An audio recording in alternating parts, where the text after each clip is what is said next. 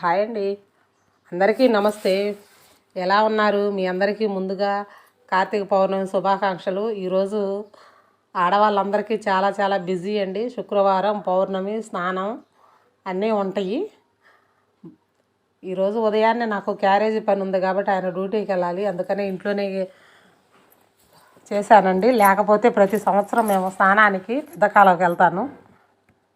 ఈరోజు కుదరలేదు, అయినా సరే సాయంత్రం గుడికి వెళ్ళి ఒత్తులు వెలిగించి రావాలి. అయితే గార్డెన్లోకి వెళ్ళాను. ఈరోజు పూలు చాలా బాగా వచ్చేసినాయి, మందార పూలు. వీటన్నిటి గురించి మీకు ఒక చిట్కా చెప్తున్నా చూడండి. ఈ మందార పువ్వు తలలో పేను కొరుగుతుంటుంది అప్పుడప్పుడు. అలాంటప్పుడు ఈ పువ్వు బాగా అక్కడ ఆ పేను కొరిగిన దగ్గర రుద్దితే, 4 రోజులు రుద్దితే మనకి వారం తర్వాత తిరిగి మనకి అక్కడ చిన్న చిన్నగా వెంట్రుకలు రావడం స్టార్ట్ అవుతాయి. అంత బాగా పనిచేస్తుంది. మందారం ఆకు కూడా మనం కాస్త మెంతులు, మందారం ఆకు, కరివేపాకు కలిపి తలకి పట్టించి ఒక అరగంట ఆగిన తర్వాత తల స్నానం చేయండి.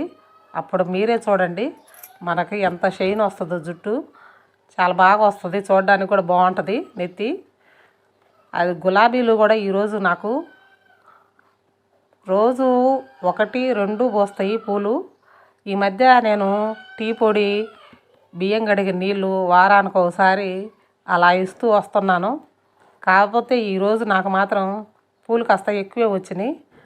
పువ్వు కూడా సైజు చాలా బాగుంది.